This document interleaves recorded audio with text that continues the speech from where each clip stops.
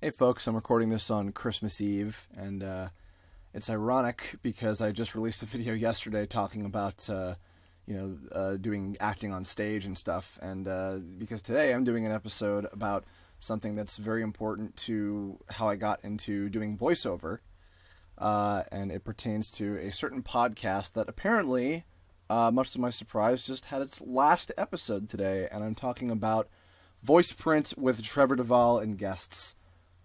Which was a 30-plus episode series, 36 episodes. The last one just went up today, and I listened to it while I was working on some artwork. And this is a podcast that's very, very near and dear to my heart, and I thought while I have time I would record a quick little vlog, kind of recounting some memories, giving a little bit of a tribute to it. So when I was in middle school, and my best friend moved away, and we were kind of keeping in touch over the TV Tome forums, which is how Tome kind of got started, etc.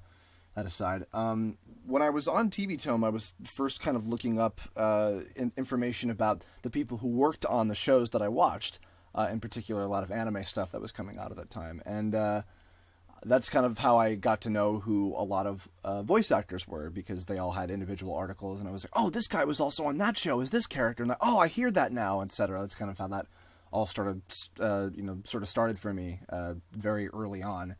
And in particular, I was learning a lot about the Ocean Group Vancouver voice actors who were in a lot of the shows that I was watching, between, Dragon Ball and Inuyasha and the Gundam series and Monster Rancher and everything ever at the time, and so I was getting to know about who a lot of those guys were. Which is why now when I see My Little Pony fans who are like, oh yeah, Tabitha St. Germain and Andrea Libman and this guy and that guy and all these people, I'm just like, I knew who these people were like years ago, so whatever. I'm total hipster Vancouver voice actor fan right here, but yeah, that aside. So around when I started going to college, I think in 2007 or so, the first episode of Trevor Devall's Voiceprint podcast came out. And for those of you who don't know, Trevor Devall, he was the voice of Mulaflaga on Gundam Seed. He's Iron Will on My Little Pony. He's been in like a lot of different stuff, and you can go look up his Wikipedia article. Those are a bunch of characters that spring to mind. But yeah, he was basically doing a podcast where he was interviewing all of the top voiceover people in Vancouver. So he's interviewed all the folks from like Ed, Edd n Eddy and Inuyasha and Dragon Ball Z and all the different Gundam shows and all these different things, as well as a few directors and engineers, a couple out-of-town folks, all these just incredible actors who, if you don't know them by name, you've heard them in something, somehow, some way. I can absolutely guarantee you of that. And it was a really, really funny show, because they had all these great stories about how they got into the business and working on different shows and a lot of behind-the-scenes shit. And not only that, it was also very informative in terms of every actor that was on the show would give advice of, based on how they got in and to people who want to get into doing voiceover now. All really, really good stuff that I took to heart and learned a lot from. And also they would answer fan mail and stuff, which was, the whole idea of the show was Trevor wanting to give back to fans and kind of answer a lot of questions that they had been constantly getting at conventions and whatnot, which I thought was a cool sort of surface to that. Even though apparently it was revealed later that there was actually more of a selfish goal behind it, in terms of he just wanted to do a bunch of funny little vignettes, like radio goofy parody things that he inserted in between the commercial breaks of each episode, which were also funny. So, but I can't complain. So yeah, to start off with, definitely go to trevordevall.com. All the episodes are all still up there. They're hilarious. I have probably listened to every single episode of this podcast at least 2 or 3 times, maybe even more for certain ones, because they are just that goddamn funny. The stories that these guys tell, and I'm going to kind of just rattle off stuff that comes to mind.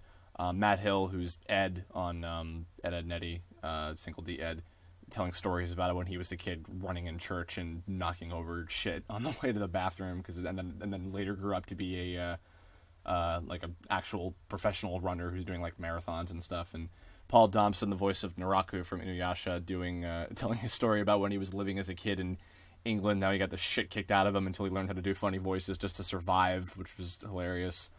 Funny stories like Scott McNeil farting in the booth and Gary Chalk talking about barfing on a script from working on some show.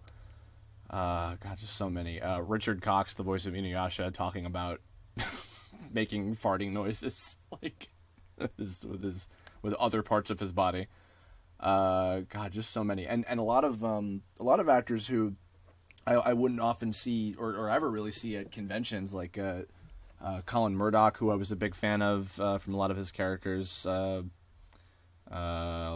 Corlett, who I don't think goes to very many cons. I think now he does more so, but yeah, and it was just lots of fun stuff. And I mean, like, it was interesting and funny to me in particular because I felt like, because I knew who all these people were and I was familiar with their work, it's like they were speaking a language that, like, only I and, like, 3 other people could understand. And that's not necessarily true, because I think even if you're, like, not, like, you know, super familiar with all their stuff, like, it's still funny and it's still accessible, but it was like a bonus for me, because I'm like, oh, I know what that is, and I know this and that, etc. And it was like extra funny to me and extra insightful. And so because of that, I often wrote in questions to the show, and some of which actually got answered. In particular, I was talking to about what was it? Brad Swale, who was interviewed early on. I let him know that I animated a caricature of him in the first Parody Rangers, which I'm sure a lot of people may not even understand that I did that. What else? I don't know if I introduced him, because I think he knew about it already, but I mentioned the Over 9,000 meme to Brian Drummond, who was the the English voice of Vegeta, about the whole Over 9,000 meme, which he thought was funny. God, what else? I asked questions to... he had a voice director, James Corrigal, who had worked on a bunch of the Gundam series. Was asking him and Trevor about advice for auditioning, and that was one thing in particular, is that one of the biggest things I personally took away from listening to the show later, was not only was that it was entertaining to listen to over and over again while I was working on stuff, but I learned so much that this show is probably one of the reasons that I eventually got the chance to do voiceover in the first place.